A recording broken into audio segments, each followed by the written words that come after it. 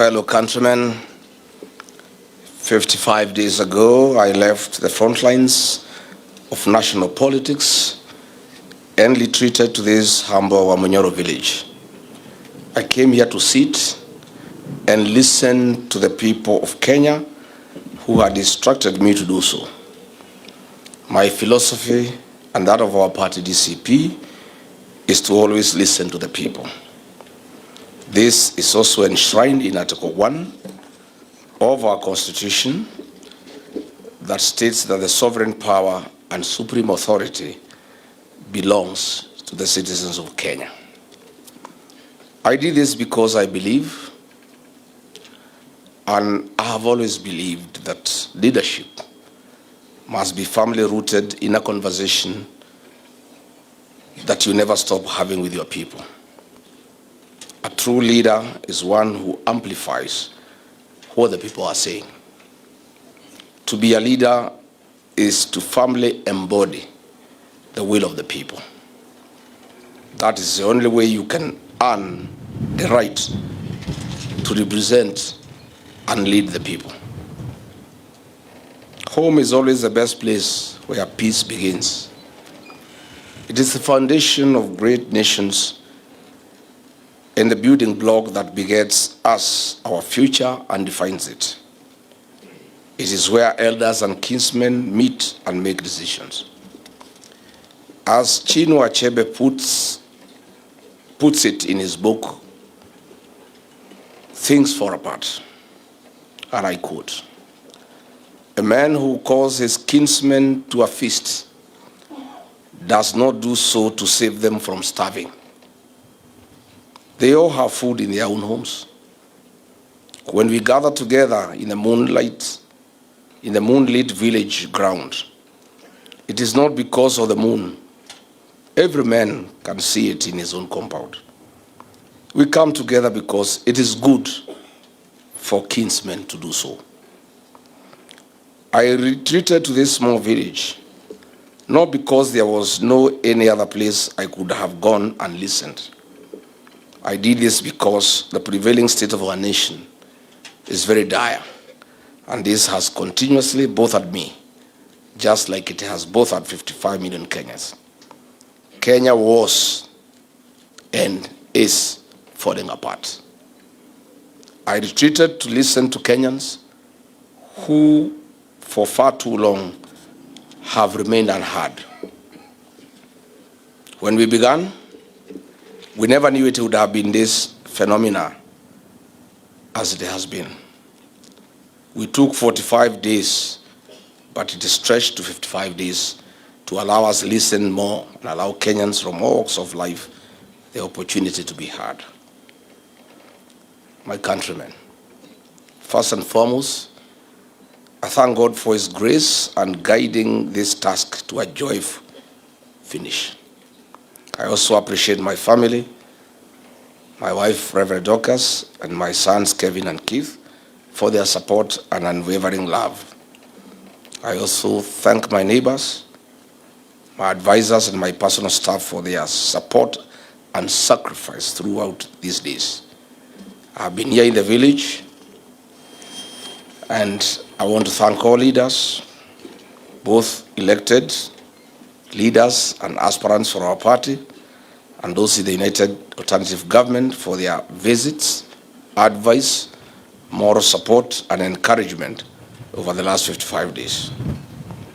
I deeply appreciate the thousands of Kenyans who came here for rigorous conversations and debates, Kenyans who called in and whom we held countless virtual meetings late into the night. I assure you that your views and opinions have been heard, and I hold them dear to my heart. Fellow countrymen, since independence, Kenya has stood strong. The people of Kenya are resilient. We are known world over for whom we are: God-fearing, strong-willed, hospitable, law-abiding, industrious, hard-working, patriotic, resolute, affirmative, honest, and peaceful. Kenyans hold values as spelled out in our Constitution. Our new constitution brought forth great changes to our development agenda, well-being, and our democracy. It is a great foundation of our nation and a strong pillar of who we are and the future we look forward to. My countrymen, the 55 days have been significant, painted with debates, meetings, new ideas, new freshness of the people, happiness, and rigorous consultations. Evenings were great with my family, a few friends and neighbors. Sometimes the days were painful when I would hear what Kenyans have gone through in the last 4 years. Other days we could sing and pray. Other days I would just sit alone and reflect too much into the past, present, and the future. I also took time in late night hours to read widely and make random calls to Kenyans across the country and abroad. My countrymen, the last time I made this journey to Amonyoro for consultations, I took the advice given by the people. They instructed me to form a vehicle and a listening tool, a political party that listens to them. They further instructed me to look for allies from across the country. Out of that conversation then came the democracy of the Citizens Party and the many allies I now have, my cousins, my in-laws, my brothers and my sisters. We are now a family, the United Alternative Government of Kenya. It is for this reason that in the last 16 months, the DCP party has since become a permanent fixture in the national conversation and the journey to liberate our republic. I can confirm today that the future is indeed green. Ladies and gentlemen, we all know that in 351 days, on the 10th of August 2027, less than a year from today, we shall go to the general election to elect a listening president and caring leaders. What we have now, a majority are boisterous, callous, dictatorial, and they have itchy fingers. Kenyans who visited me told me that the final stretch of the race is upon us. And once again, as a leader, I needed the people to guide me. I needed to hear their expectations, what they wanted the United Alternative Government to become, what they wanted to see from us. And when we finally remove this government, what the next government must do. Delegations of clergy, political leaders, elders, aspirants, professionals, youth, women, retired civil servants, serving civil servants, members of the civil society, grassroots and opinion leaders from every corner of our country came to visit me and discuss a wide range of national issues. Allow me to begin with the pain points and the frustrations that the people of Kenya reported to me. These are tough issues facing our people. On the education sector in our country, the people told me that they are completely crushed and the gains made over the years have been eroded in a record 3 years. Kenyans told me they need the next administration to bring back better free primary education and secondary education. They want free TVET education and a university financing model that works and is responsive to our people. On agriculture, Kenyans are worried whether agriculture is still the backbone of our economy. They are worried about the rising cost of food and farm inputs, failed agricultural value chains, state-sponsored destruction of our cash crops like tea, coffee, pyrethrum, sugarcane, cotton, among others. Kenyans want the agriculture back. Our cooperative movement in the country have mobilized over 1.2 trillion Kenya shillings in deposits. That is their money, their savings. They do not want this regime to touch even a coin. They do not want their assets to be sold to a select cabal of political businessmen, but to members of the cooperative movement that represent the true face of hard-working, honest Kenyans. On healthcare, Kenyans from across the country confirmed that our nation's healthcare system is broken. Kenyans want drugs in hospitals. Kenyans told me that they need the next administration to sweep clean the healthcare sector in our country. Access to healthcare is more than just the SHA registration. We must align and implement 6 building blocks of having effective service delivery, a motivated health workforce at county and national level, health information systems that are priced fairly, access to essential medicines and technology, robust health financing models, and most importantly, servant leadership and good governance. The security of our nation remains a great concern for Kenyans. The people told me they cannot understand how a police vehicle can be used to ferry goons. They have never seen in history where criminals operate hand in hand with the police. Kenyans want the goon culture in their country swept out once and for all. On abductions, extrajudicial killings, Kenyans told me that they know the state is funding goons and death squads to terrorize their own citizens. Kenyans told me that none of this should be allowed to pass without consequence. Someone must pay, not just for the crimes done today, but for posterity. We need to do it so that every government that comes after this one understand in its bones that to walk this violent path is to invite a personal reckoning. Just to be clear, when Kenyans said consequences, they didn't just mean for the foot soldiers who pulled the trigger or drove the vehicles. They mean the ones who sat in comfortable offices, coordinated and signed off and declared war on their own people, and they must start trial. They must be prosecuted. They must be convicted. They must serve as an example to all. The people of Kenya are crying for justice. This is the bare minimum for the United Alternative Government once we get into power on 10th August 2027. Kenyans told me that this government, which came to power on the claim that it was God-fearing, has allowed churches to become a target of violence. Goons, rogue police officers, and death squads launch attacks on places of worship with impunity. Kenyans saw this violence in churches in Mweki, Kariobangi, Atodo South, and most recently, ACK Cathedral in Nairobi and Kisumu, and of course, the ACK Wetima Church in Othaya. Kenyans want the church to be off violence from the state.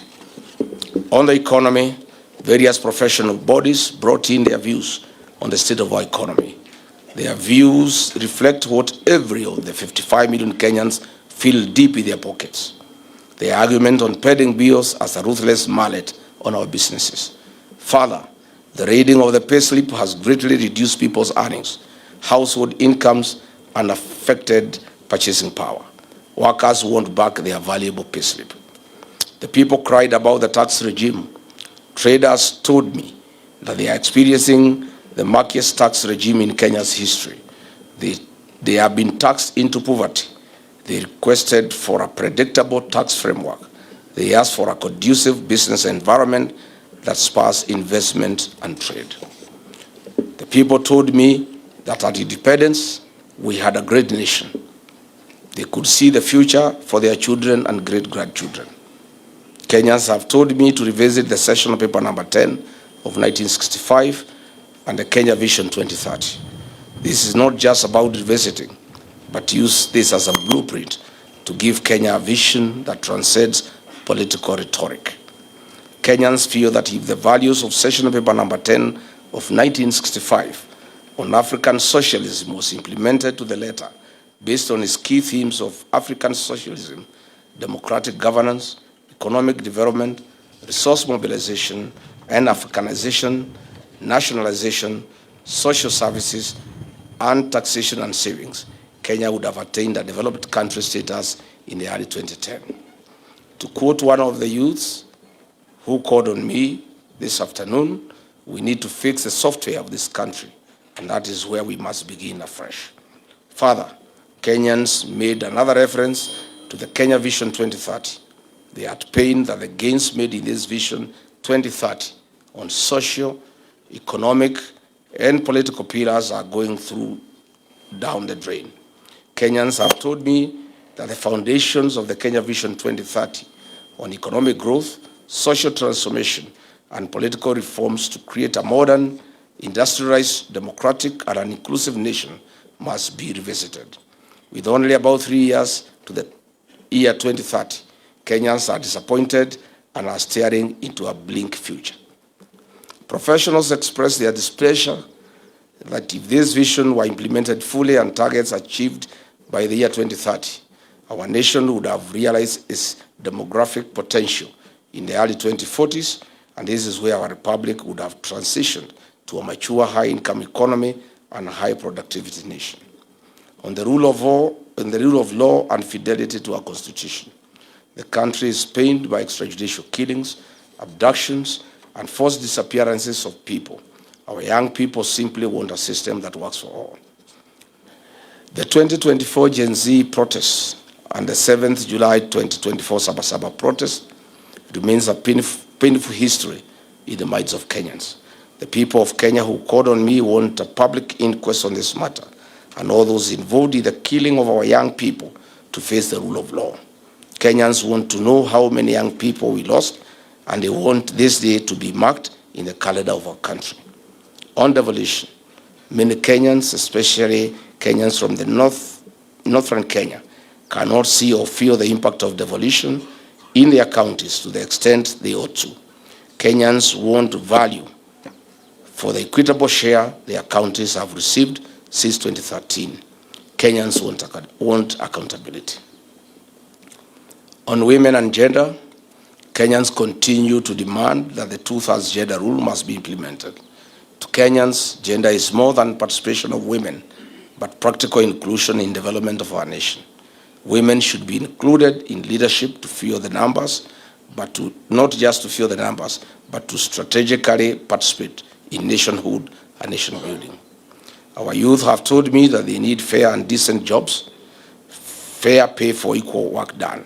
The youth have told me that they have been subjected to a slow-growing economy, unemployment, underemployment, poor working environment, exploitation, among others. They are overworked, underpaid, and overtaxed. On environmental conservation, Kenyans told me that we risk losing our next generation due to destruction and decimation of the environment. We must live the ideals of conserving our environment and preserve our common home. On religion, the religious leaders expressed great anguish on the attack and the desecration of the altar. They told me that the church and the state must coexist. I agree with them. I gave my unwavering commitment that the Church of Christ, under my leadership, will remain respected and accorded its rightful position in the country. While at it, the small-scale traders came to see me. The proposed KRA import duty directive affecting clearance of consolidated cargo entering Kenya is not acceptable. The traders have told me that increasing duty from 2.5 million Kenya shillings to 3.5 million Kenya shillings per container will be painful, not only to the importer, but also painful on the final consumer. Kenyans are saying this must be stopped on the tracks. Kenyans have informed me that the Kenya Information and Communications Amendment Bill 2025, currently before the National Assembly, having undergone its first reading in July 2026, is punitive. The bill, Kenyans have told me, breaches the right to privacy under Article 31 of the Constitution of Kenya and the Data Protection Act, among others. Kenyans are demanding a robust public consultation before passage, as well as robust data protection, transparency, and oversight mechanisms. The public service reported that they live under perpetual fear of the state and state mandarins. Apart from demoralization, the service is no longer attractive to work for. Kenyans have been instructed that the next administration must bring back the pride of the public service, as well as restoring the dignity of the payslip. On foreign affairs, the people of Kenya are simply holding their breath. They are wondering how Kenyan sons would find themselves in a war zone in Russia and Ukraine. They do not understand how the government of Kenya would host a parallel government of Sudan run by internationally sanctioned criminals. Kenyans told me that they want a paradigm shift from political diplomacy to economic diplomacy that serves the interests of 55 million Kenyans and not one person. On sports, creative and digital economy, The players in this sector inform me that they are exploited. There is no fair pay compared to their counterparts in developed economies. They feel completely left out. They charge me with the responsibility to craft a manifesto that places their dignity above everything else. On social security, this requires urgent reforms and an assurance that we can do better as a country. My commitment is an inclusive social welfare for every Kenyan, where no one will be left behind and their hard-earned savings are secure and invested prudently in nation-building projects. On energy and the generational infrastructure, Kenyans want an inclusive development program that is free from political patronage. They do not understand why the government of the day is involved in doing what the private sector should be doing. On illicit brews and drugs, Kenyans in one voice told me that we are back to the menace in a big way. The progress we had made when I served as deputy president has been eroded. Our children, our young people are dying. There are funerals everywhere. I have clear instructions from Kenyans that this menace must be a top priority by the next government. We must protect Kenyan population from extinction. On the sale of public assets, Kenyans have told me that this is wrong. What is more annoying is the impunity and the manner in which it's being done. The people of Kenya have clear instructions that strategic public assets that have been sold must be brought back to the people of Kenya when we form the next government. Kenyans have asked me to develop a policy paper on all sectors and present a blueprint to them for validation. This will be done once I'm back from the United States of America, where I'm traveling later in the week. I'll present my blueprint based on what the people of Kenya want. Overall, the people told me that the covenant with the executive was broken and the promises made therein remain unfulfilled to date. Dear Kenyans and my countrymen, I have heard the people from the South Rift. They were abandoned by their leaders immediately after the elections, a cycle that has always recurred. The promises of development that they were given have never been delivered. Their community land is being grabbed in broad daylight by people who fear no consequence because of their connection to State House. We discussed this and many other issues in that region. From the Nairobi City County, leaders, aspirants, professionals, and businessmen all agreed that our capital city is in ruins. The streets have become rivers because no work has been done on drainage. Children are packed into classrooms so congested that no learning can take place. Families and businesses watch bulldozers flatten their homes and their places of work in targeted inhuman demolitions. Goons and killer squads are in the streets and in the estates. The police who should be protecting the people are too busy serving as bodyguards to these criminal elements as they wage a war against the people of Kenya. From the Maa Nation, elders, leaders, and aspirants told me how they are watching as their land is being stolen by the president and his cronies.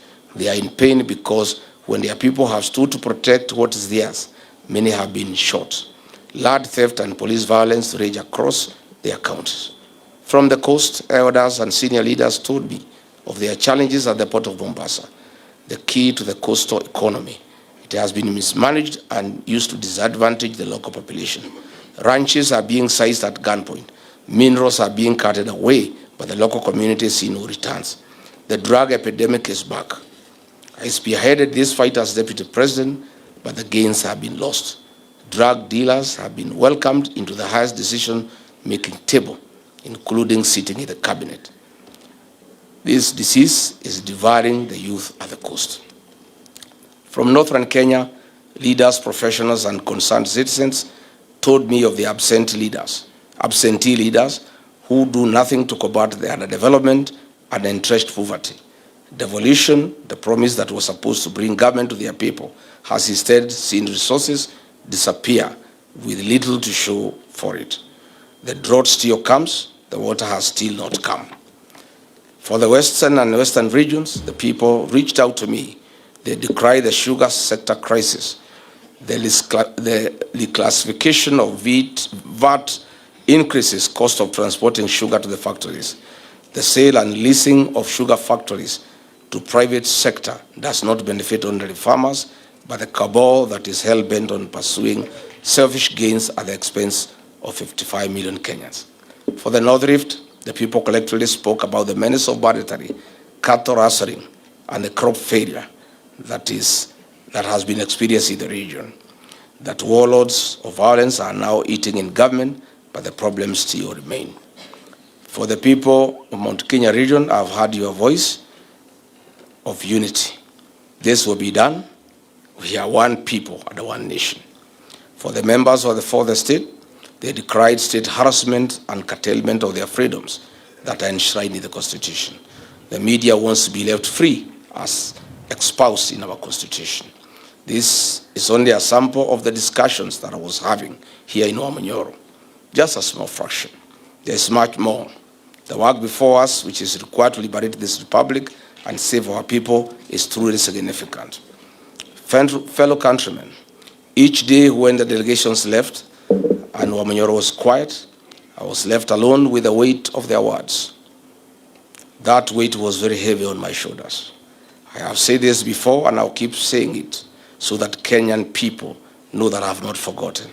I helped bring this administration to power. I rallied my people, my resources, my networks, my energy, and my ability to move people to put this government into office. So, when I hear how you are suffering today, I hear it as a man who must answer for his part in it. Some have looked at how hard I work to fight the excesses of this government. Some say it is out of bitterness. I think they are forgetting that I spoke up when I was still in office. Recall the Gen Z protests and the massacre that followed. I stood with our children when I was in office. Some people still say that I'm speaking because I'm no longer in government. The naysayers are all wrong. So let me be clear once and for all about what drives me. I do what I do because I have a responsibility to do it. Where I come from, when your heart causes harm, even the harm you never intended, you cannot walk away. You do not make excuses. You apologize and then you do whatever is within your power to make it right. That is exactly what I'm doing.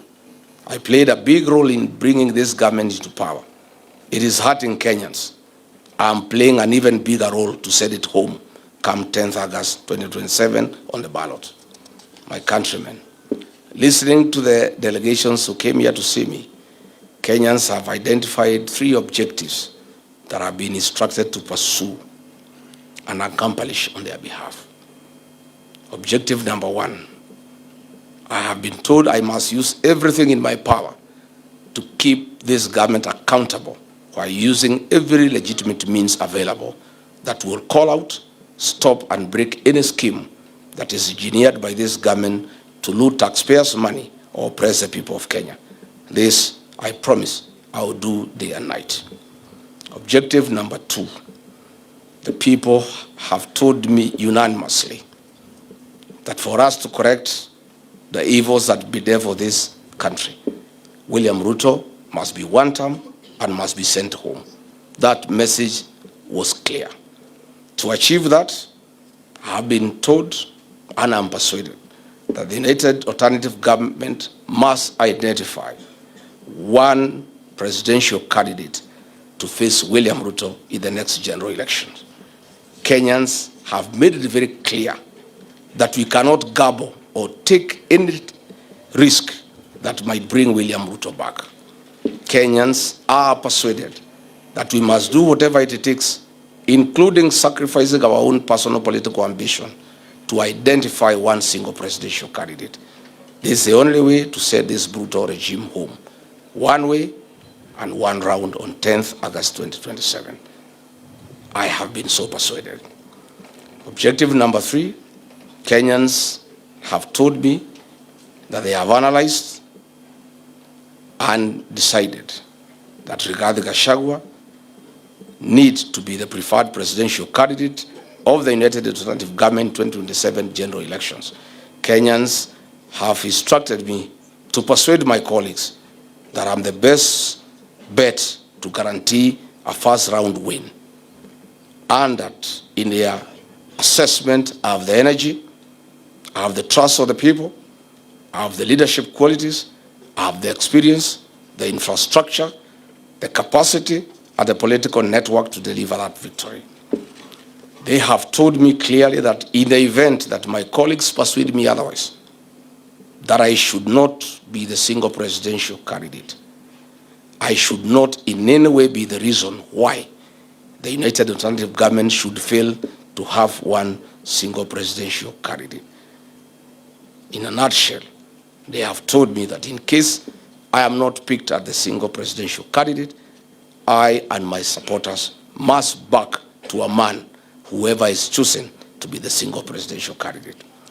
My countrymen, there comes a time in life when a patriot must make sacrifices for his nation. That time is now. As I leave Wamunyoro today, the road leads to only one place now. Forward to 2027. Forward to the liberation and restoration of our country's dignity, and forward to the Kenya you have been yearning and aspiring for. I'm ready to walk this road with you, and I stand ready to take on this fight.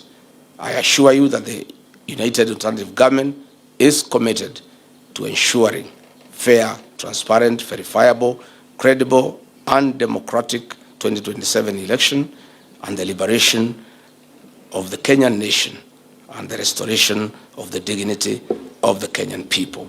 May God bless Kenya. May God help us liberate our great nation. I thank you.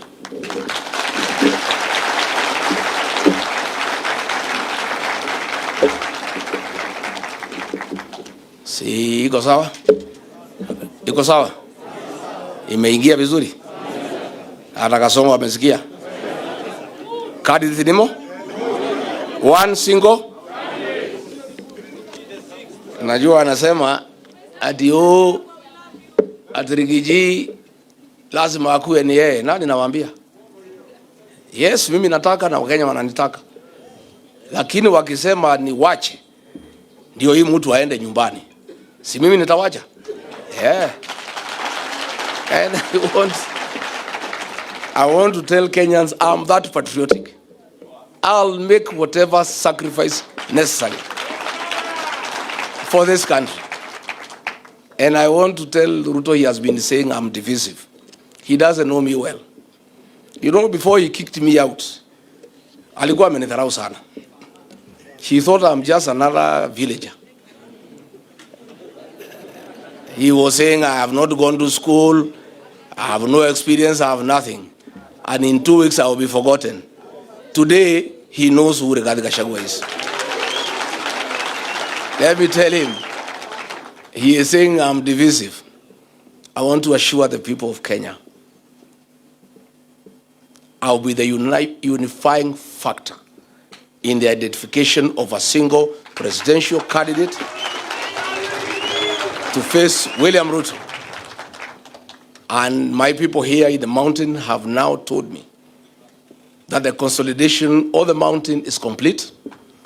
The mountain has even been enlarged with Mount Kenya South and Mount Kenya North. They have now told me not to preach to the converted anymore. They have told me to go out to Western Kenya, to Coast Province, to Rift Valley, to all corners of this country and look for support for myself or whoever is picked as a single presidential candidate.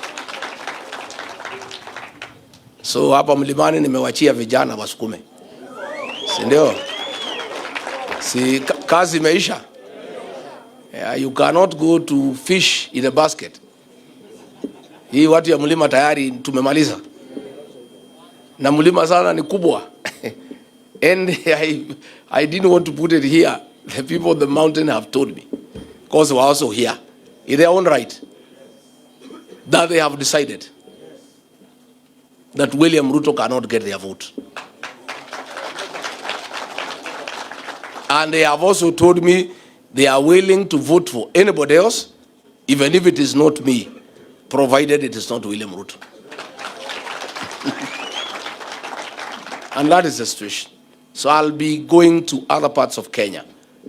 I'll spend time in Nyanza, I'll spend time in Western, I'll spend time in the coast. I'll be everywhere. The work of consolidating the mountain, unifying it, is complete. There's nothing else to be done here. So hapa nikuja tu nyumbani kuangalia ng'ombe na kurudi. Kuna kazi ingine nimebakisha hapa. Watu hapa wamemalizana na I'm happy and I want to say let everybody consolidate. You know, I told my colleagues winning a presidential election needs a formula. And some of us are quite experienced. We have been in this game for a long time. I've been in every succession since 1992. The transition from single party to multi-party democracy. I participated in every succession. The Moi succession, the Kibaki succession, Uhuru succession, and I'm now right in the middle of the Ruto succession. I know one or two things, and I've persuaded my colleagues that to be elected, votes must be mobilized. And the process of winning the next general election for us, the united opposition, begins with consolidation of regions. Let every leader go and consolidate where you are strong and where you have a say. Once we all consolidate, the remaining job will be the easiest. This one of sitting and identifying one candidate, people are saying it's the hardest. It's actually the easiest. We are dealing with the most difficult phase of liberating this country. Consolidating votes against William Ruto is the most difficult job. And that is what is going on now. Picking a single presidential candidate is a simple job. We can meet one afternoon after lunch, and before dinner, the candidate is known. And we move on. So wacha kila mtu aende aunganishe kura zake. Mimi yangu nimemaliza. Sasa I want also to go nikatafute umaarufu kwingine. And people are saying, why does Rigiji spend all the time in the mountain? I'm just a smart politician.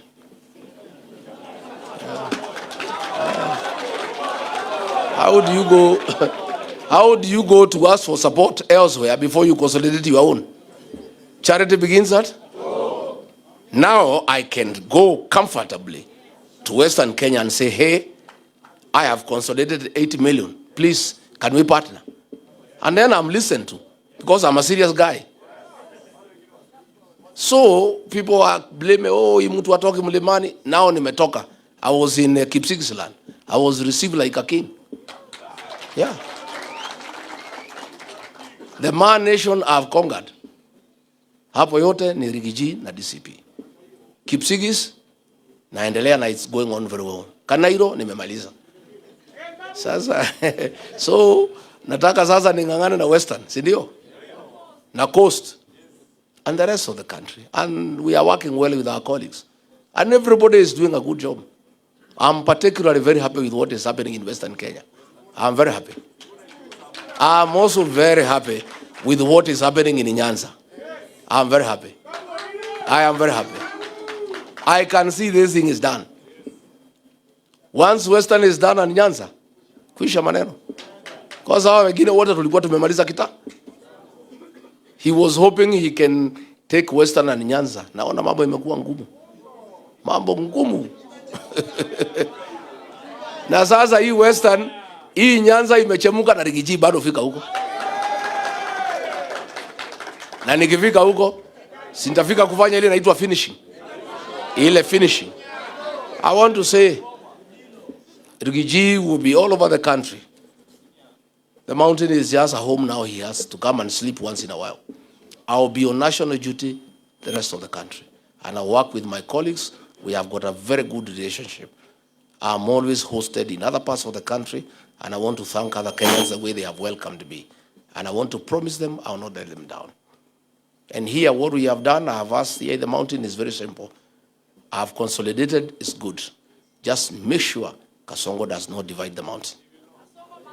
Make sure. Just make sure the small parties and wheelbarrows he's introducing go nowhere. They must fail ab initio. Yeah? Because we know what is happening. And I've told the people of Kenya to appreciate and understand why I was consolidating the mountain. It's because the mountain vote is huge, and this vote, when it's united, is good for the country, so that we can join the rest of Kenyans to make sure we beat these men with a margin of 6 to 7 million. And I want to report to the rest of Kenya, the 8 million here to said William Ruto is available. So we are just now beefing up with the rest of the country for a good country, for a good Kenya.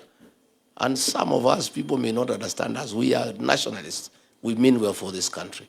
And we'll sacrifice whatever I need to sacrifice for this country. And we'll be around and we'll be everywhere. Nimeshukuru sana, asanteni sana. Watu ya press, thank you very much. Mungu awalinde. And na nyinyi vijana, mkienda nyumbani muende vizuri. And I am sorry we didn't even have enough time to really discuss and exhaust the issues you have. Yeah? Lakini tutapanga tupige mapicha kabla giza, ndio? Hii mapicha inasaidia? Oh, inasaidia? So wacha the various student leaders wa Kisumu ya Marsabit where watu yangu wapanga hapa tupige picha. Si ndio? Oh, mnataka kulala? Sasa asanteni sana, Mungu awabariki. Thank you very much.